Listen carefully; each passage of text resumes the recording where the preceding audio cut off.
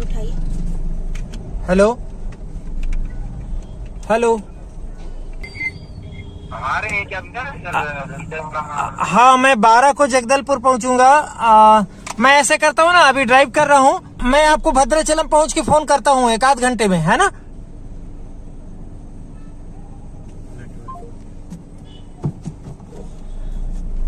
तो हम भद्राचलम पहुंचने ही वाले हैं। साउथ का केला दिख रहा है। कैसा होता है साउथ का केला? छोटू छोटू वाला। हाँ यार, हाँ।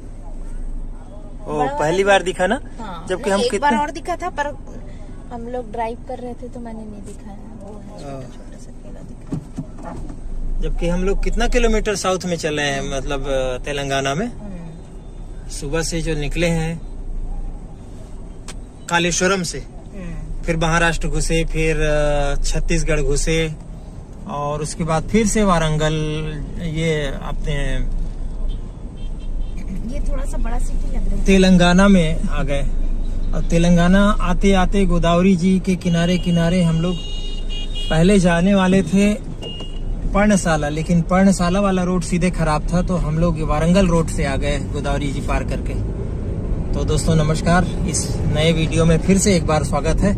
और हम भद्राचलम पहुंचने वाले हैं। भद्राचलम रायपुर से 555 किलोमीटर है, नागपुर से 555 किलोमीटर है, हैदराबाद से 310 किलोमीटर और जगदलपुर से 250 किलोमीटर है। आप सभी तरफ से रोड मार्ग से ही आ सकते हैं, सड़क से आ सकते हैं, लेकिन अगर ट्रेन से आना होगा तो आपको भद्राचलम आने के लिए भद्राचलम रोड तक ही आना पड़ेगा, जो 40 किलोमीटर यहाँ से दूर है। और ये राम जी का स्थान है। और हम लोग तो ऐसे घूम रहे हैं ना, जैसे झांसी से हम लोग खजुराहो जाते हैं तो बीच में आपका यूपी आ जाता है, फिर एमपी आ जाता है। ऐसे उसी तरीके से यहाँ तेलंगाना आ जाएगा, आंध्र आ जाएगा, छत्तीसगढ़ आ जाएगा, ऐसे महाराष्ट्र आ गया। ऐसे सुबह से हम ऐसे ही घूम रहे हैं। लेकिन हाँ, रास्ता कई जगह बहुत खराब है। और यहाँ सीमा में बहुत ज्यादा ऐसा नहीं है कि कोई रोक रहा है या पूछताछ कर रहा है, ऐसा नहीं है। जब हम भोपालपट्टनम से निकले थे तो लहरागुड़ा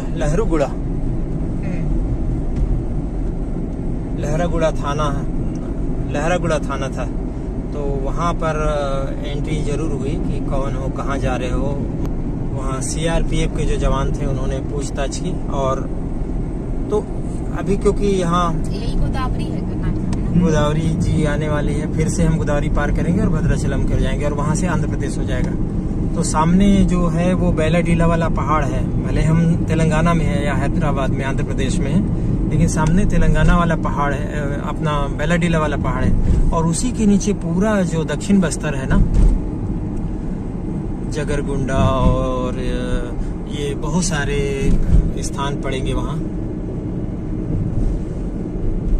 वही घोर नक्सली क्षेत्र कहलाता है। और इसीलिए ये सीआरपीएफ के बीच में हमें कैंप में मिले। दोस्तों ये अभी रात में कुछ दिख तो नहीं रहा है, लेकिन हम ये पार कर रहे हैं गोदावरी जी।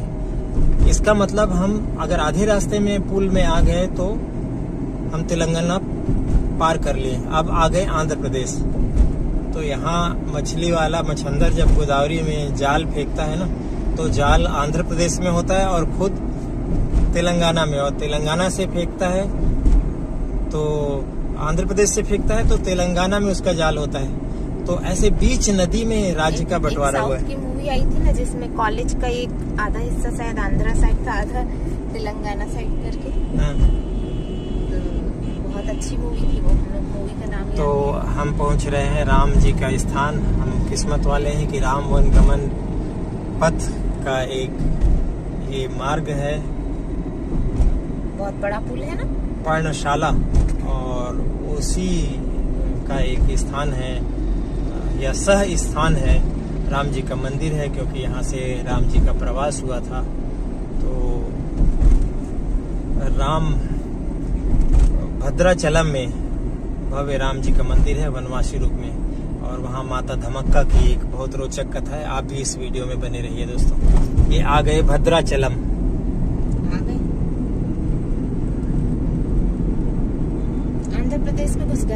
हाँ जी, आंध्र प्रदेश। गोदावरी जी को फिर से पार कर लिया। जय हनुमान गोवाड़। जी का बहुत अच्छा मूर्ति, जय हनुमान जी गोवाड़। का बहुत सुंदर मूर्ति। तीर्थ स्थान है ये तो, दक्षिण की अयोध्या है ये।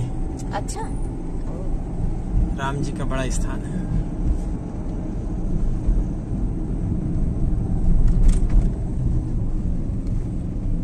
ये है सीता रामचंद्र स्वामी देव स्थानम। भद्राचलम। मंत्र जाप हो रहा है ना?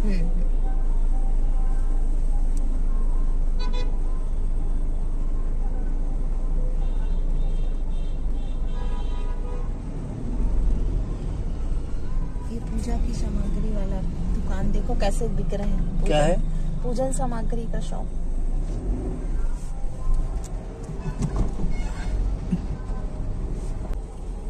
और ये कौन है, पहचानी? सुब्रसी नहीं। अब बस स्टैंड से आगे बढ़ते हैं तो ये रामानुजाचार्य जी की प्रतिमा बनी है दोस्तों। ये दक्षिण के महान संत है भावना, रामानुजाचार्य जी। आचार्य रामानुजाचार्य, जिन्हें इस तीर्थ का संस्थापक संत माना जाता है।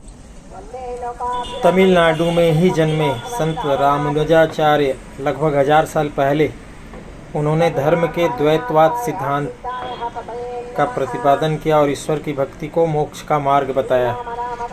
इनका देहांत 900 साल पहले हो गया, लेकिन इनका शव यानी पार्थिव देह समाधि के रूप में रंगनाथ स्वामी मंदिर में अभी भी रखा हुआ है। आंध्र प्रदेश में जो तिरुपति बालाजी है ना, उनकी स्थापना भी इन्होंने की थी, तो यहाँ के भी संस्थापक संत हैं ये। और आगे हमें मिलेंगे रामदास जी। कौन है रामदास जी, अभी पता चलेगा।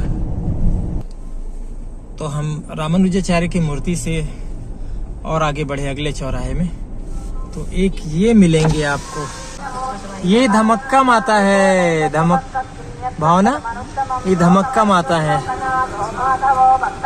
ऐसा लग रहा है क्योंकि भाषा से तो समझ नहीं आ रही, क्योंकि धमक्का माता की यहाँ बहुत रोचक कहानी है। इसके बाद अगले चौराहे पे हमें अगली मूर्ति मिलेगी।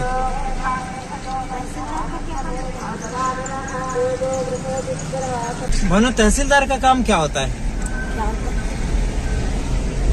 क्या होता है? पटवारी से ऊपर तहसीलदार होता है। अच्छा। जो राजस्व मामला होता है, पटवारी लोग तो सब जमीन का नाप जोख करते हैं, और तहसीलदार उनका सीनियर होता है। वो एक तरह से जो जमीनी विवाद में न्यायाधीश का भी काम करते हैं प्रारंभिक रूप से, और प्रशासन के अंग होते हैं। लेकिन एक तहसीलदार की मूर्ति यहाँ लगी हुई है चौराहे पे, अगले चौराहे पे, है ना? अब क्यों, अभी आप इस वीडियो में बने रहिए दोस्तों। और वो मूर्ति है इस चौराहे पे। जगन्नाथपुरी के जैसे क्या मंदिर दिख रहा है? मंदिर ये सामने है मंदिर।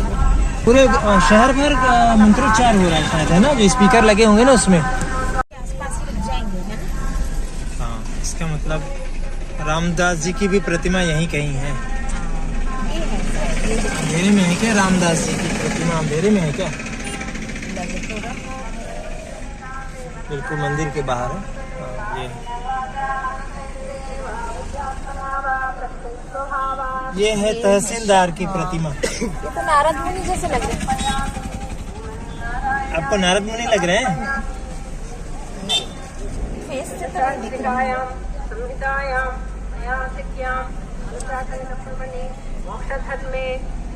नारद मुनि लग रहे हैं आपको? हाँ, थोड़े से लग रहे हैं। अरे ये तहसीलदार हैं। अच्छा,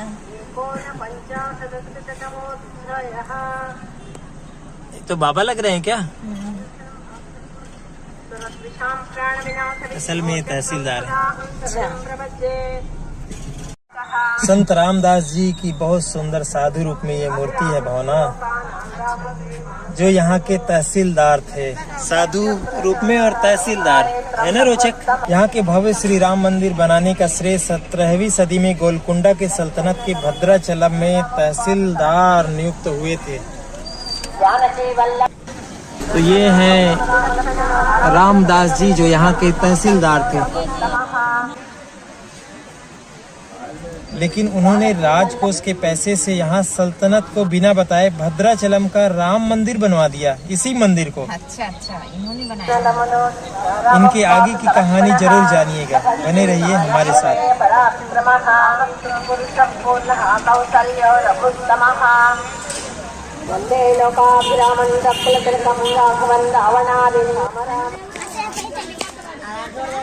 देखा जाएगा जो होगा। पार्किंग यहाँ तक आ गई, अच्छी है। हाँ। आपने चप्पल भी वहीं छोड़ दिया? चप्पल भी वहीं छोड़ दिया और हमने भी छोड़ दिया। कान्हा आपने भी छोड़ दिया? मैंने भी छोड़ दिया। चलो भाई मंदिर। कान्हा जी हम कान्हा जी है तो कम से कम हमारे मुंह में कान्हा जी भी राजे हैं। अब देखो, इसमें तो कुछ समझ ही नहीं आ रहा है कि क्या लिखा है, काहे का टिकट घर है। 100 रुपये, 25 रुपये, 15 रुपया। मेरे ख्याल से दर्शन का भी टिकट लगता होगा। तो दर्शन का टिकट नहीं लगता है ऐसे मंदिर में, किसी भी मंदिर में। दक्षिण भारत में लगता होगा भाई। नहीं लगता। ये है मूर्ति, देखिए वनवासी रूप में। अच्छा, राम और लक्ष्मण जी होंगे क्या? और सीता जी गोद में बैठी हैं, है ना? सीता जी जांघे में बैठी हैं। यही खास बात है यहाँ की कि सीता जी जांघे पे बैठी हैं राम जी के, और लक्ष्मण जी सतर्क वही अलर्ट खड़े हुए हैं। भद्राचलम का इतिहास रामायण काल से जुड़ा है। यहाँ भगवान राम, सीता और लक्ष्मण ने वनवास के दिन बिताए थे। माना जाता है कि उसी स्थान पर मंदिर बना है और यह तेलंगाना का एक महत्वपूर्ण तीर्थ स्थल है जो गोदावरी नदी के तट पर स्थित है। 17वीं सदी में भक्त रामदास यानी कंचारला गोपन्ना द्वारा बनाए गए श्री सीता रामचंद्र स्वामी मंदिर प्रमुख रूप से प्रसिद्ध है। यह मंदिर एक टीले पर बना है। यह भी माना जाता है कि इस पर्वत को भद्रगिरी या भद्राचलम इसलिए कहा जाता है क्योंकि भद्र ऋषि ने यहाँ भगवान राम की तपस्या की थी और उनसे वरदान प्राप्त किया था, जिससे यह स्थान प्राकृतिक आपदाओं से भी सुरक्षित रहा। तेलुगु में लिखा हुआ है तो कुछ समझ में ही नहीं आ रहा है, अपन तो बढ़ते जा रहे हैं। अपन को तो दर्शन करना है। ये मंदिर में 3 प्रवेश द्वार हैं। बहुत दूर में मुझे लगता है। एक जब गोदावरी जी की तरफ से और एक बाबा रामदेव जो बाबा रामदास की प्रतिमा है उसके सामने तरफ से, और एक है बिल्कुल उसके पीछे तरफ से, प्रतिमा के पीछे तरफ से। हम वहीं उसी रास्ते से मुख्य द्वार से आ रहे हैं जहाँ से आमतौर पर श्रद्धालु आते हैं। हाँ, चप्पल को इधर छोड़ना पड़ता बाहर। तो आपने समझदारी कर लिया गाड़ी में छोड़ के। एक मान्यता के अनुसार रावण द्वारा सीता माता के हरण के दौरान जटायु ने यही रावण से युद्ध किया था और राम ने गोदावरी तट पर जटायु का अंतिम संस्कार किया था। बताया जाता है कि यहाँ जटायु का एकमात्र मंदिर भी है। 17वीं शताब्दी में कुतुबशाही शासकों के तहसीलदार कंचारला गोपन्ना यहाँ भक्त रामदास के नाम से प्रसिद्ध हुए। उन्होंने भगवान राम के प्रति अपनी भक्ति से प्रेरित होकर इस मंदिर का निर्माण करवाया। भक्त रामदास ने भगवान राम के लिए एक भव्य मंदिर बनाने की ठान ली। हालांकि इसके लिए उन्होंने सरकारी धन का दुरुपयोग किया, जिसके कारण उन्हें जेल भी जाना पड़ा, लेकिन उनकी भक्ति और दिव्य हस्तक्षेप से उन्हें मुक्ति मिली। गोदावरी नदी के तट पर बना यह तेलंगाना के सबसे महत्वपूर्ण तीर्थ स्थलों में से एक है और देश विदेश से हजारों श्रद्धालु यहाँ खास अवसरों पर आते हैं। यहाँ राम नवमी का त्योहार बड़े उत्साह के साथ मनाया जाता है, जिसमें रामायण की घटनाओं का मंचन होता है। धमक्का माता के वर्णन के बिना भद्राचलम और श्री राम जी के मंदिर का वर्णन अधूरा रहेगा। धमक्का माता की कहानी मुख्य रूप से दक्षिण भारत विशेषकर भद्राचलम से जुड़ी है। हालांकि पास में तेलंगाना में समक्का सरक्का माता का भी तीर्थ स्थान है। एक रात भगवान राम ने धमक्का को स्वप्न में दर्शन दिए और उनसे छिपी हुई अपनी मूर्ति को खोजने का निर्देश दिया। धमक्का ने तुरंत मूर्तियों की तलाश शुरू की और उन्हें एक दीमक के टीले में सीता और लक्ष्मण की मूर्तियां मिली। उन्होंने गोदावरी नदी के जल से उस टीले को धोया। उनकी भक्ति से प्रसन्न होकर मूर्तियां उस टीले से बाहर निकली और स्थानीय ग्रामीणों की मदद से उन्होंने इन स्वयंभू मूर्तियों को स्थापित करने के लिए एक मंडप का निर्माण किया। यह कथा माता धम्मक्का की अटूट श्रद्धा और भगवान राम के प्रति उनके समर्पण को दर्शाती है, जिसने एक साधारण स्थान को एक महत्वपूर्ण तीर्थ स्थल में बदल दिया, जिससे इस पवित्र स्थान का महत्व बढ़ा और यह पोक्कला धम्मक्का के नाम से प्रसिद्ध भी हुआ। भद्राचलम का इतिहास पौराणिक कथाओं, भक्ति और प्राकृतिक सुंदरता का अद्भुत संगम है, जो इसे एक विशेष आध्यात्मिक और सांस्कृतिक केंद्र बनाता है।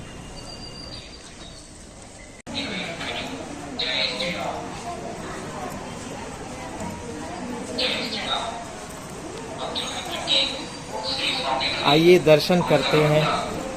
ये गेट है भावना, यहाँ से हम लोग चलेंगे। ये आ गया द्वार, यहाँ से हम प्रवेश करेंगे।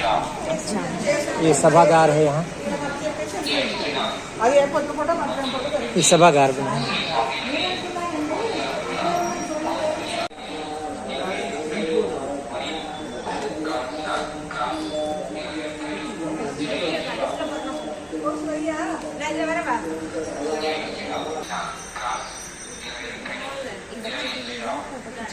वो भैया बैठे हैं।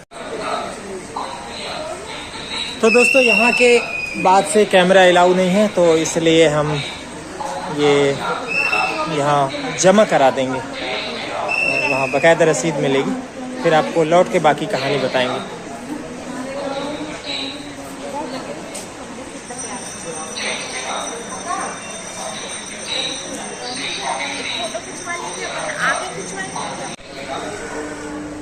तो कैसा क्या क्या अनुभव रहा आपका? बहुत अच्छे दर्शन हो गए। जैसे कि साउथ में काले पत्थर की मूर्तियां हैं ना, वैसे यहाँ भी काले पत्थर में राम, सीता और लक्ष्मण की बहुत ही सुंदर अद्भुत मूर्ति है, वनवासी रूप में है, लेकिन जिसमें माता सीता राम जी के जंघे पे बैठी हुई है और स्वरूप वनवासी रूप में, बहुत मस्त। साउथ इंडिया का आपका पहला टूर है? कैसा लगा कान्हा तुमको? सब बढ़िया। और यहाँ तो हनुमान जी की भी काली मूर्ति है। हाँ। ये बात कान्हा ने अच्छा नोट किया। तो दोस्तों हम ये वीडियो यहीं ख़त्म करते हैं, और आप हमारे चैनल को, ये वीडियो को भी यहाँ अलाउ नहीं है बहुत ज़्यादा कैमरा, तो इसलिए हमने वो शॉर्ट में आपको कहानी बताई। अलाउड नहीं है फोन, और अच्छी बात भी है, ऐसी चीज़ों को वो करना चाहिए। लेकिन आप लोग जरूर आए, दर्शन हाँ, करके अच्छा आप लोग लगेगा। जरूर एक बार दर्शन करने आए, बहुत अच्छी मूर्ति है, एकदम सुकून मिलता है, एक बार जरूर आना चाहिए सबको। जय श्री राम। लखन श्री रामचंद्र की जय, पवन सुत हनुमान की जय। दोस्तों इस वीडियो में इतना ही। लाइक कीजिए, सब्सक्राइब कीजिए, कमेंट कीजिए और शेयर कीजिए। भद्राचलम से इतना ही। हाँ, अपना भद्राचलम पहला टूर था ना, हाँ। मैं अकेले तो कांचीपुरम और तमिलनाडु घूम चुका हूँ, अच्छा, लेकिन आपका पहला टूर है। हाँ। और आपके साथ मेरा जो है पहला टूर है। जय श्री राम।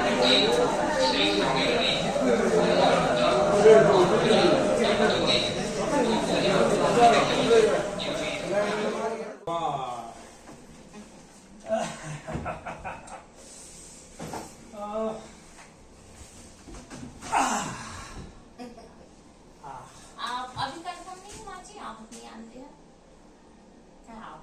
आना हुई पता हूँ फोन करके, अभी तो नहीं। आज बहुत थक गए भाई। आंध्र प्रदेश में है, आंध्र में एक मंदिर है विद्या, किसका मोबाइल है? कहाँ? आज की जगह का नाम क्या है?